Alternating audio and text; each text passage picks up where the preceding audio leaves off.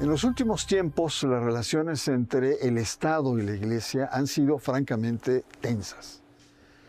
Desde hace 2 años, la Iglesia se ha convertido en una oposición abierta a la 4T. Monseñor Ramón Castro Castro ha sido un actor muy crítico de las políticas públicas del gobierno. Por ello, analizamos a Ramón Castro como nuevo presidente de la Conferencia del Episcopado Mexicano, aquí, en Sacro y Profano. Monseñor Ramón Castro fue elegido como presidente de la Conferencia del Episcopado Mexicano, CEM, para el periodo 2024-2027. Ramón Castro nació en Teocuitlán de Corona, Jalisco, el 27 de enero de 1956, por lo tanto tiene 68 años de edad. En la 117 Asamblea Plenaria de la Conferencia del Episcopado Mexicano, CEM, eligieron a Monseñor Ramón Castro, en la que 150 obispos votaron. Monseñor Castro fue ordenado sacerdote en Tijuana el 13 de mayo de 1982. Es doctor en Teología Espiritual por el Teresianum de Roma y licenciado en Derecho Canónico por la Universidad Pontificia de Roma. En 1985 ingresó a la Gregoriana Academia Eclesiástica, donde cursó Derecho Internacional y Diplomado en Lenguas. Su carrera parecía encauzarse a la diplomacia vaticana. Prestó servicios en diversas nunciaturas apostólicas de Zambia y Malawi de 1989 a 1992, de Angola del 92 al 94, de Ucrania del 94 al 96, de Venezuela del 96 al 99 y en Paraguay de 1999 al 2001. Sin embargo, el 2 de abril de 2004 fue nombrado obispo auxiliar de la Arquidiócesis de Mérida por el Papa Juan Pablo II. El Papa Benedicto XVI lo nombró el 8 de abril de 2006 obispo de Campeche. El 15 de mayo de 2013 fue nombrado obispo de Cuernavaca por su santidad Francisco como su 12º obispo, tomando posesión el 10 de julio del mismo año. Buenas noches, bienvenidos como cada miércoles a Sacro y Profano. Esta noche analizamos un tema de gran importancia para la actual circunstancia del país. Nos referimos a las relaciones entre la Iglesia y el actual gobierno del segundo piso de la 4T. Para abordar este tema central, contamos con las voces de la doctora en Historia, Mónica Uribe, desde San Diego, y el periodista y gran conocedor de la Iglesia, Guillermo Gazzanini. Bienvenidos ambos. Mónica, ¿cómo ves la elección, así de bote pronto, de Monseñor Castro Castro? Muchas gracias, Bernardo, por la invitación a tu programa. Bueno, lo primero es que me parece completamente natural.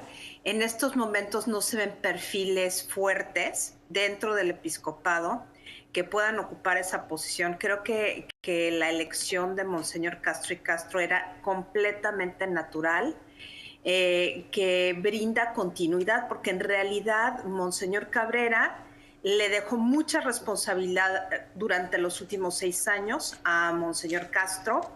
Y debo decir que Castro tiene una formación que va más allá de lo eclesial. Su formación es básicamente diplomática, es una formación necesariamente política, estudió en la Academia Pontificia, viene del clero de Tijuana, estuvo fuera mucho tiempo trabajando en nunciaturas, es sensible a los temas sociales, tiene una buena formación sociológica y política. En términos teóricos, no es un sacerdote, un obispo que esté solamente empapado en temas de sacristía.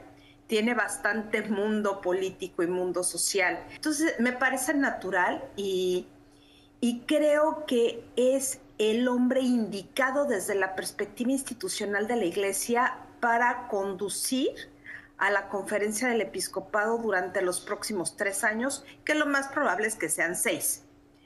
Tiene capacidad de diálogo, tiene muchas cualidades para el diálogo político, pero también tiene posiciones muy claras en torno a su visión ideológica, fuera de lo eclesiástico, ideológica, qué es lo que le parece que es compatible con la Iglesia y qué considera que no lo es. Y esto pues necesariamente lo va a llevar a un cierto enfrentamiento, pero con posibilidad de diálogo. Eso es lo que se ve hasta el momento. Muy bien, Mónica. ¿Qué opinión te merece, don Ramón, querido Guillermo? La sucesión en el episcopado mexicano se veía ciertamente natural. Había perfiles interesantes. Entre esos también estaba el arzobispo de León, don Jaime Calderón, que no olvidemos que él tuvo problemas serios cuando estaba en Chiapas, particularmente con los migrantes. Ahí las posiciones en el episcopado tenían estos liderazgos. Monseñor Castro, una experiencia interesante en la SEM, en la conferencia. No solamente fue secretario, fue tesorero, responsable de las dimensiones de pastoral y de justicia y paz. Y eso también enderezó como que una proyección hacia una carrera, digámoslo así, dentro de la conferencia del episcopado mexicano. Esto no pasó desapercibido por los obispos y creo que su elección, abonando aquí también a lo que Mónica nos decía, tenía un proyecto claro. Yo puedo tener inferencia en 2 puntos fundamentales que eran necesarios para seguir con esto en el trienio que inicia en la SEM. 1, el protagonismo que tiene el obispo Ramón Castro en los diálogos de la paz. Ha sido artífice de estos diálogos, no solamente dentro de la SEM, sino también afuera, con religiosos, con expertos, con especialistas, con promotores de paz, defensores de derechos humanos, y esto es lo que en un sentido urge empujar y no desvanecer en la conferencia. Estamos en este pleno proceso en estos días de los diálogos nacionales por la paz y el obispo Ramón Castro creo que tiene ese peso preponderante. Pero sobre todo en la SEM hubo esa conciliación sinodal, digámoslo así, para coincidir en este aspecto de una candidatura fuerte, sólida, que coincidiera con todos estos aspectos en el episcopado mexicano. Yo creo que por ahí es el hecho de haberlo elegido como presidente de la SEM. Sí, me parece muy interesante lo que han planteado nuestros expertos. Don Ramón con una formación, más que una formación teórica, una experiencia, digamos, de vida profesional. Ha estado en África, en lugares muy complicados, en Venezuela. Pero vamos a ahondar, estamos conversando sobre este nuevo presidente de la Conferencia del Episcopado Mexicano, Castro y Castro, una figura que emerge, y vamos a ver varias aristas. Vamos a una pausa. Usted está en Sacro y Profano.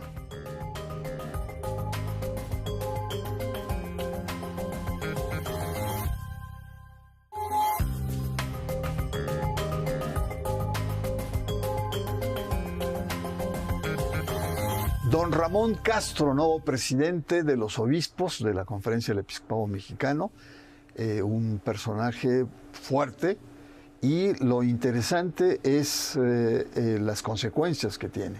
Estamos conversando con Mónica Uribe y Guillermo Gazzanini sobre el tema. Mónica, ¿consideras a don Ramón? Ya me has dado un perfil sobre él, pero dentro de la tesitura más bien grisácea del episcopado, que no se animan a hablar tanto en público, tener posturas más claras, para muchos sectores, don Ramón es una persona de línea dura, es de una línea más claridosa, más confrontativa. ¿Tú lo consideras así? Resalta por varias razones. Primero, porque sí se le nota que ha pasado por lugares como Ucrania, estuvo en la nunciatura en Ucrania, por ejemplo. Se nota que ha participado de procesos políticos y de procesos diplomáticos que el resto del episcopado no ha tenido. Es el único mexicano a últimas fechas, los últimos 40 años, que ha estado en la Academia Pontificia y que ha ejercido la carrera diplomática. Eso yo creo que lo marca y hace una total diferencia, por un lado. Por el otro lado, siento que tiene una visión social más amplia, pero enmarcada mucho dentro de la doctrina social de la Iglesia propuesta por Juan Pablo II. Tengo la sensación de que no ha dado el salto total a las propuestas del Papa Francisco. Lo siento un poco más tradicional en muchos puntos, más irreductible. Por ejemplo, sigue con el discurso de la teología del cuerpo y las restricciones al cuerpo, cosa que el Papa Francisco ha limitado y ha pasado a una teología de lo ecológico. Creo que no ha llegado a ese avance, pero dentro del contexto del episcopado mexicano me parece un obispo de avanzada. No diría que progre, pero sí de avanzada. ¿Cuál es la diferencia? El progre sería más tendiente a una teología de la liberación, a una teología del pueblo, mientras que el de avanzada está viendo los cambios, es más pragmático y trata de acomodarse al contexto sin sacrificar mucho, pero sí lo estrictamente necesario en términos ideológicos. Muy bien, es muy interesante lo que plantea. Y además estuvo en Venezuela también, sí. En momentos críticos en Venezuela. O sea, también está muy marcado por lo que pasó ahí. La tensión sigue actualmente entre la Iglesia y los obispos venezolanos y el gobierno de Maduro son realmente radicales, son antagónicos. Sí. Entonces, si quieras o no, marca. Ahora, ¿por qué lo elige el episcopado? ¿No? Lo elige porque es una figura echada para adelante, ¿no? Es natural, como se ha dicho aquí, que sea el que va, digamos, a conducir a la Iglesia y a los obispos. El obispo, yo lo he entrevistado un par de ocasiones, he platicado con él, tiene esa vocación de ser un pastor digno para una diócesis como la de Cuernavaca, que está sufriendo circunstancias dificilísimas, y ya aquí lo hemos explorado en otros programas o en otras circunstancias. Pero el obispo tiene ese sentido de caminar con el pueblo, de estar con el pueblo y de hacer lo que la Iglesia predica y está profetizando en estos momentos, ¿no? Esto es lo que creo que es un sentido más de empuje pastoral, y en el consenso del episcopado encontraron esto, para tener una visión de que en estos momentos la Iglesia es actor fundamental en las cuestiones que a México le está urgiendo en este sentido. Muy claro, muy contundente. Mónica, tú hace años, cuando recién entras, escribiste un artículo sobre Monseñor Castro, y a mí me llamó la atención los resortes que tiene el obispo. Berlier fue uno de los apoyos, digamos, prácticamente se convirtió en una persona que lo guía a este mundo diplomático. Y otros aspectos en los cuales él se desarrolla. Pero queda mucho, o queda muy claro, que Monseñor, como tú decías en el artículo, se ausentó de México en un periodo clave que va de 89 a los cambios, sobre todo en términos de las transiciones, las democracias, las alternancias. El México que deja al México actual cambió mucho. Y él es una persona, evidentemente, como se ha señalado aquí, una persona marcada por el Papa Juan Pablo II. La cuestión acá es ¿por qué no ha dado ese salto hacia una perspectiva que no solamente es la de un obispo progre, sino un obispo que está por la cuestión de la tierra, de la ecología, de una fraternidad más amplia? Es un pastor, lo ha dicho muy bien Guillermo, porque ha movilizado, no sé, creo que lleva 11 marchas multitudinarias, tiene arraigo con la gente, pero le falta algo, un brinquito para tener un acento distinto al que muchos quisiéramos. ¿Cómo la ves? Pues fíjate que coincido contigo en este brinquito que le falta, porque efectivamente sí tiene una conciencia social clarísima, tiene dotes de liderazgo, porque sí es capaz de organizar, convocar y movilizar. Eso ya lo vimos. O sea, tiene las dotes necesarias para un obispo y también para un líder político, coincidentemente, diría Weber. Pero aquí el tema está en que la generación de Ramón Castro, que nació en el 56, pero pareciera como un poquito, ¿cómo decirte? Como que fuera del 50, en el sentido que es más tradicional, probablemente porque vivió en Roma, precisamente esos años cuando estudió en la Academia Pontificia y en la Gregoriana fue a principios de los 80s, en el auge de Juan Pablo II. Yo creo que es una figura que lo dejó muy marcado y no tiene esa identificación ni con Francisco ni con Benedicto. Me parece que por ahí va el asunto. Por eso digo que es de avanzada, pero no es progre. Y sí le falta esta parte de comprensión, esa parte que sí tiene el Papa Francisco de comprensión del contexto actual. Y ahí es donde creo que viene la parte dura, áspera de su relación con el gobierno. Con Graco Ramírez, como tú bien dices, tuvo una relación fatal desde el día 3, que empezó, bueno, finalmente Graco se fue y se quedó el obispo, pero desde el día 3 empezaron a tener desencuentros. Ahora, con el gobierno de Claudia Sheinbaum, yo creo que hay un avance, porque naturalmente a Claudia Sheinbaum no le interesa el tema, pero lo tiene que tocar. Y creo que Ramón Castro es el adecuado para entablar esta relación. Tiene que empezar de a pocos. Muy bien, pues Guillermo, ¿crees que, bueno, con los antecedentes, una confrontación casi mortal con Graco Ramírez, cuando se dieron allá muchas tensiones, la experiencia de Venezuela, la postura que el obispo, basta ver sus videos, es rudísimo frente a las políticas del gobierno? ¿Crees que atempere y que pueda ser o recupere esta dimensión diplomática que lo marcó durante más de 12, 13 años en la relación con el gobierno de Claudia Sheinbaum? ¿Crees que sea un personaje que sea puente más que dique frente al gobierno actual? Diplomacia no significa consentir lo que es incorrecto. El diplomático Ramón Castro, me lo contó en una entrevista, vivía feliz en Roma, trazando su proyección como nuncio, y a eso se estaba formando. Fue Giuseppe Bertelo que en una ocasión le dice: usted debe regresar a México a realizar una labor como obispo. Y viene para acá. Él lo dice en una entrevista que nos concedió nuestros medios. Él se sacó de onda.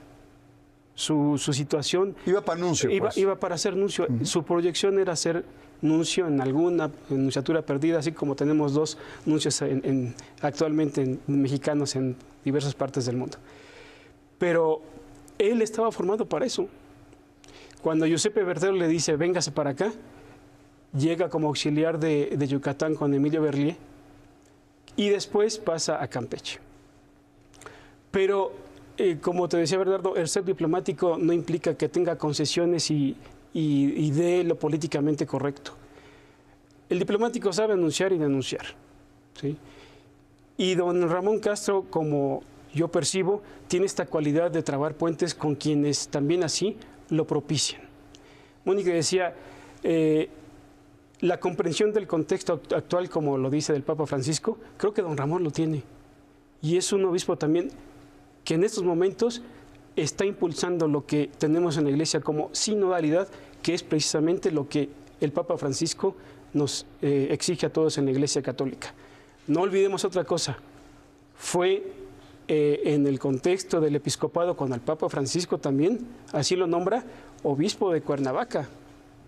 Y entonces estamos en una sintonía en este pontificado. ¿Se va a atemperar?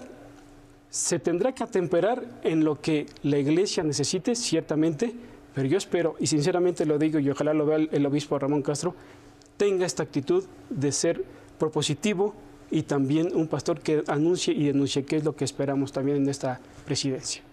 Pues vamos a ver, porque sí se requiere de mucha sabiduría de ambas partes, gobierno e iglesia, porque si la Iglesia sigue jugando un papel de oposición abierta, es explosivo. Sí. Y la historia de este país lo ha mostrado varias veces. Entonces sí sería muy interesante, por lo menos que tenga una actitud de prudencia de ambas partes. Pero lo vamos a ver en la última parte de este programa. Vamos a una pausa. Don Ramón Castro, nuevo presidente de la SEM, aquí en Sacro y Profano.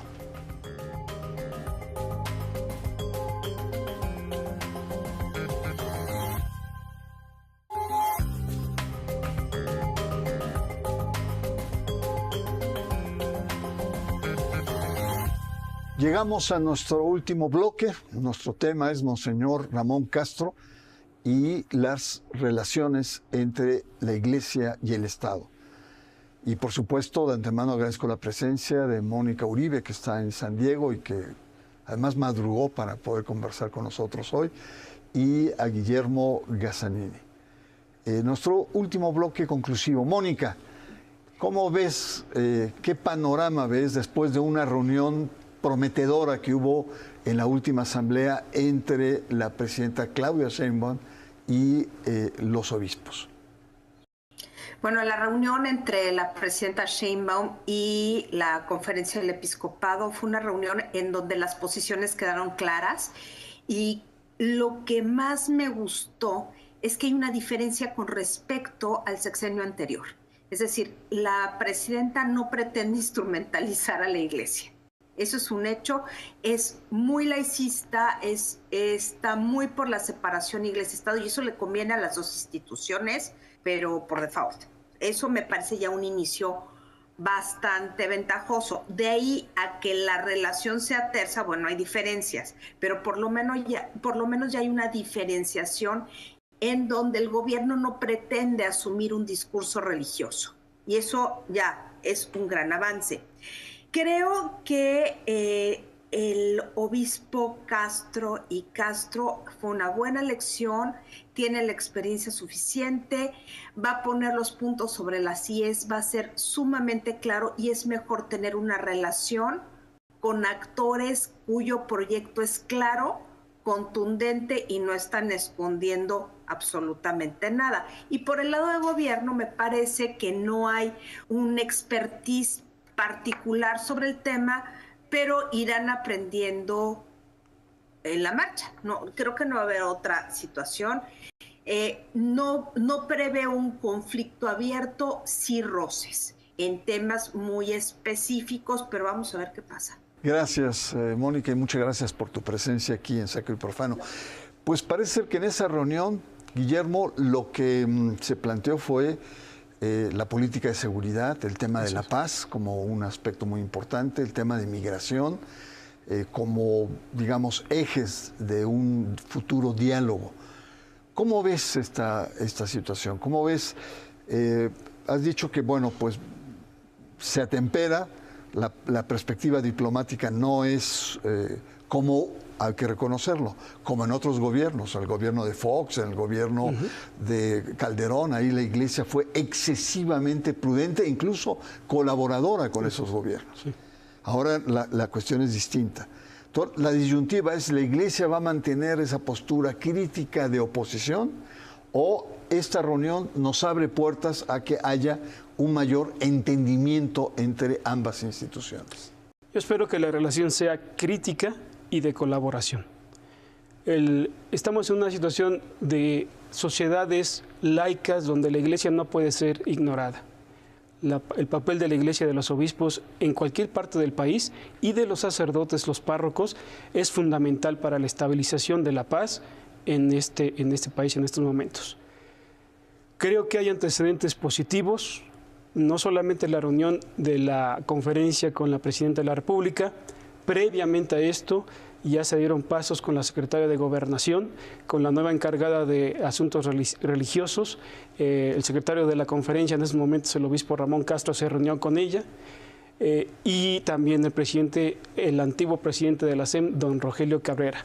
Son estos pequeñas señales que van dando también un buen vaticinio de que las relaciones de colaboración son posibles en este país. Y necesitamos de actores fundamentales, y la Iglesia Católica no es así, dejarla al margen a la sacristía.